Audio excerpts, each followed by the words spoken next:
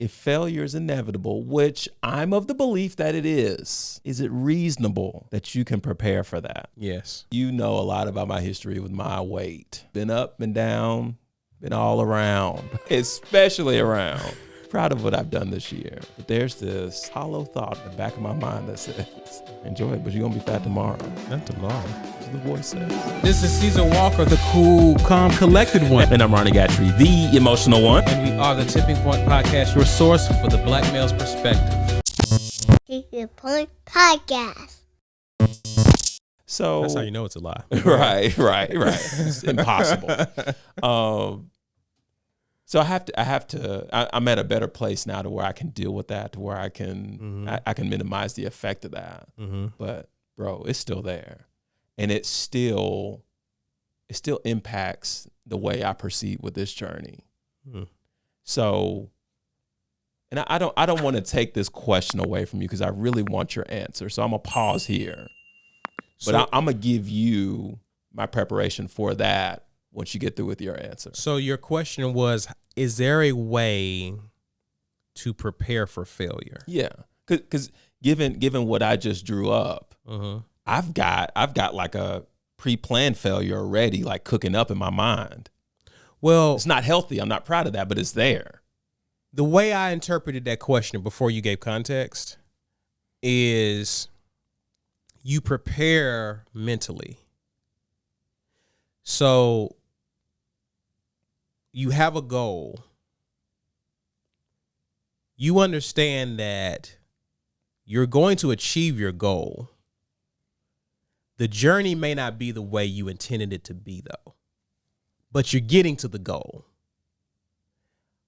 If I settle that in my mind, that I'm going to reach my goal, but the journey, I have no idea of how this plays out.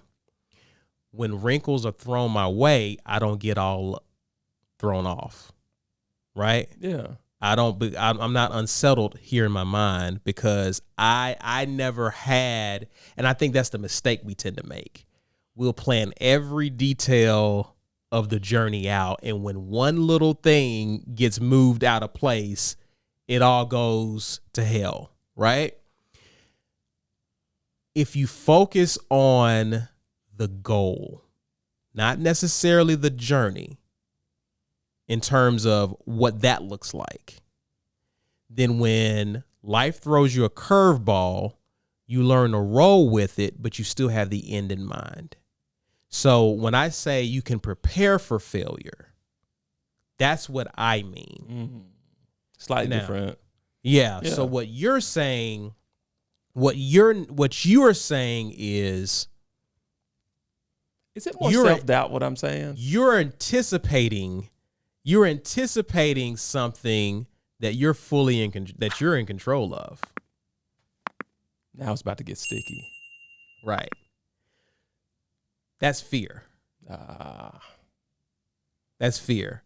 I've made this progress, but should I prepare for me to lose my progress? That's fear. And again, that's the mind game. You look at, did you see the Dream Team? Did you see the Redeem Team? The Redeem Team? Man, I added to my list, I think, on Tuesday, but I haven't watched it. Okay, so I can't. Is it good? Yes. Well, I don't know what happens with the Redeem Team, so I mean, I wouldn't want you to spoil it or anything. Well, right, but I'm just saying, there are certain things that I think everyone should watch that special. Okay.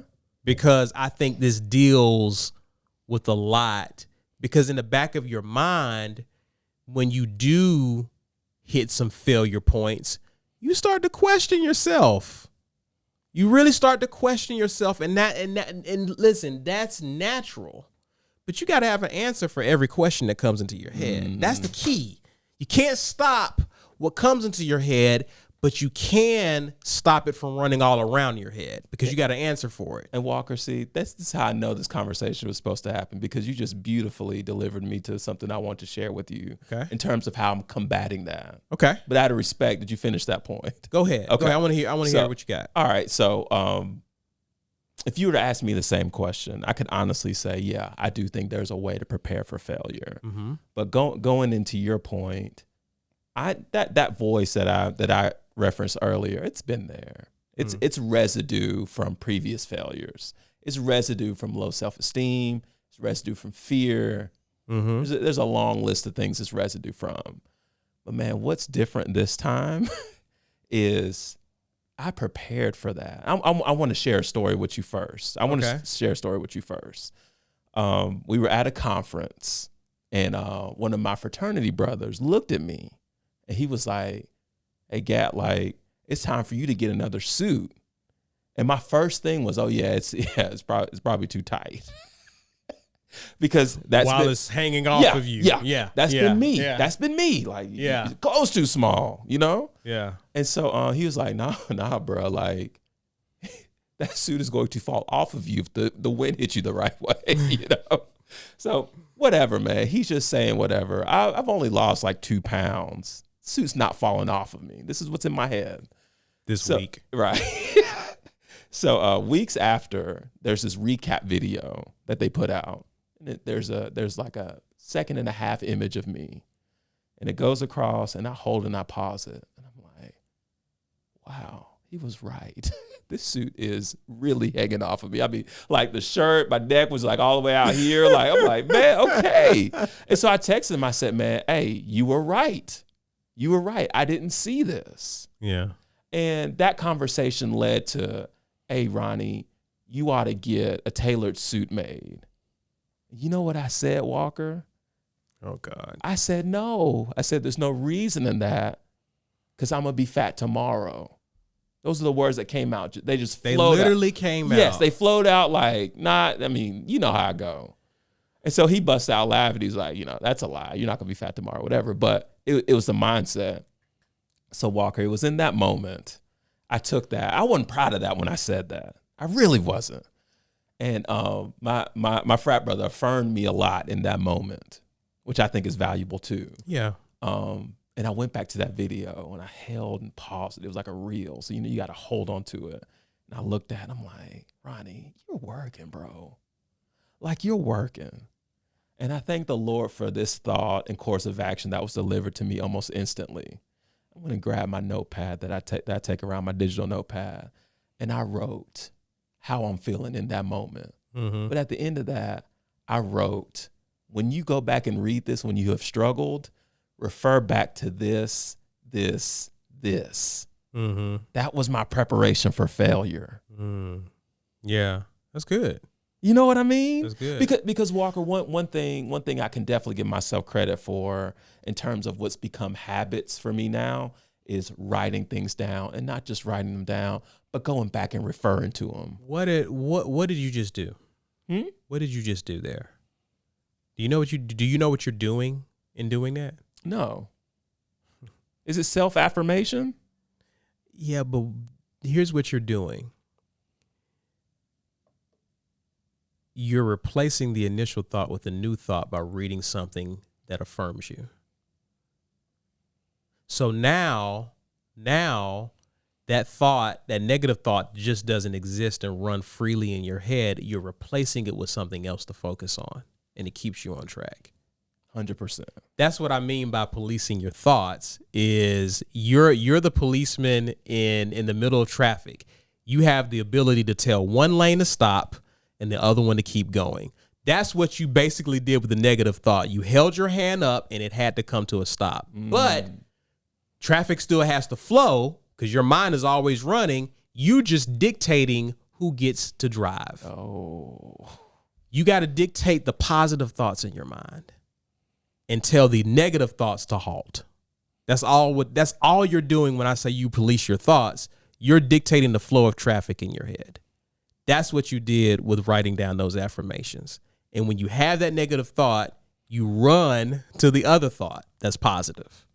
That's all. That's really what it is. And I think that's why it is important to wrට down your goals or write down things about yourself. That's what I wanted to go back to ultimately. But yeah, that's why it's important to do that. And Walker, I just want to talk about how simple it is, because I'm one guilty of overcomplicating the most simplistic things in life. I had no idea that you were that way. Continue. But man, like I remember my first meeting with John Owens. I was beyond frustrated, because I was just like, John, I told John, this is me, man. You're not gonna take no weight off this. You're not. And I remember telling him, he asked me like, what were some of your major frustrations? And I told him, I said, man, in January of this year, I remember just being in the shower and saying, gosh, why is it that I can't remember what I was doing when things were working? Because I'm thinking I'm doing the stuff that's working and it's not working. And I remember crying that out in the shower. I'm sorry for that visual. But then it dawned on me, and this was well after I talked to John about it, like, bro, I'm in control of this. The only reason I don't have that is because I didn't implement the proper procedures to develop that. Yeah. I decided that the mechanism was going to be by way of writing. Yeah. But it's circumventing the failure that's going to come. Yet, I want to be real, Walker, but I don't want to be too self-deprecating. But I know I'm going to fall off the wagon. But I'm bound and determined that this next time is going to be different from the numerous times I've fallen off the wagon. When you say fall off the wagon, what do you mean? I mean, the weight's going to balloon back up. I'm going to find the Cheez-Its again. And they go stick to me and add everything. Well, sunflower seeds, man. Sunflower seeds. Not the same, huh? More on that in a minute. But like, I don't want to approach this thinking, yeah, man, my weight's only going to go down from now to the casket drops. Well, okay.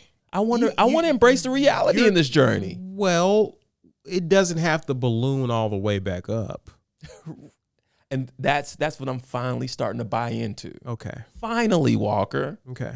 And the mechanisms of writing, going back to my writing, reading them, that's setting up things, discipline in my mind. So if I do fall off the wagon, I know what I got to come back to. It's similar to reading the scripture. Yeah. You know what I mean? It's the same. It's the same principle. It's the same principle for sure. Scripture, I would argue, is a deeper principle, but we we won't get into that. But it's a similar principle. Like when life throws stuff at you, you need some type of guideline. And I'm not saying the Bible's the end all for everybody. Is what I choose. Right. But man, at my lowest, I know I've had that. Yeah. So when it comes to this particular, health, weight loss journey, whatever the thing is I'm on, man, I refer back to my feelings that I was feeling at the time. Mm-hmm. Revert back to what I was doing. What were you eating, Ronnie? How were you working out when the weight was really falling off? How did you feel? Yeah. Are you having fun with the weight loss? Yes, Walker. But you know what's scary? I had to give myself permission to have fun with it. And I guess Classic week, I had fun with it. Well, I had my chest out. Serena. Another visual. No one deserves these visuals. But me, obviously. But even with the whole suit thing, dude, if you don't go get you a tailored suit, if you don't go have some fun, I know you're doing it now. No. Here's the thing, Walker. You remember you asked when Serena asked me to go to dinner, as out of nowhere. I roll my eyes. That is not how that went down. But don't read the fine print to our listeners. But no, like I shared with y'all in our group text, like I had to get a suit because at that point I knew what I had was not going to be suitable for Serena. So not your wife who accompanied you. Oh, she was there. No, that was. That was a good one. No, but I had to go get a suit and I had to go get fitted. Mm-hmm. And Walker, when I'm hearing the measurements this dude is reading out, mm-hmm. That was when I gave myself permission to have fun with this. Man, have a ball, man. Why not, right? Have a ball. Don't worry about the negative. What negative? Don't worry about failing. Yeah. You worried about something that hasn't even happened. And who's in control? You. And that's why you were smiling. Right. Full circle moment right there. But yeah, dude. To answer your question, yeah, I'm having fun. It's great. You worked for it. You work for it. Like, to me, I think it's bondage for you to work this hard and still not give yourself permission. Right. That's bondage. That's not fair. Yeah. Like what comes after that? What comes after that? Jeez. Think about it. It becomes a burden. And you're not having, like, you're guaranteeing that you will lose your progress. But who wants to be bound to that? I might as well just let go. If I'm going to feel this way. What am I holding on to? Yeah. No, but if you remember, and that's one of the motivations that will keep you there, because you don't want to stop feeling like that. Right. You know what I mean? You know what it's like to not feel that way. You know what it's like to feel that way. Which one's better? Right? Right. You know what it took to get here, so you already know what you got to do. Simple as that. Yeah. Simple as that. Good stuff, man. You got any more questions for me? I'm good, Walker. You've rejuvenated me tonight. Oh, now that's rare. I used to come in here and suck the life out of you, but I'm rejuvenating you. Yeah, man. You took me to a good place. Gatry is succinct and emotionally intelligent in his responses. What podcast is this? I don't know. Gat's in the closet, locked up somewhere. I heard some noises. Was it going to ask? Don't take my mask off just yet. Keep Your Point Podcast.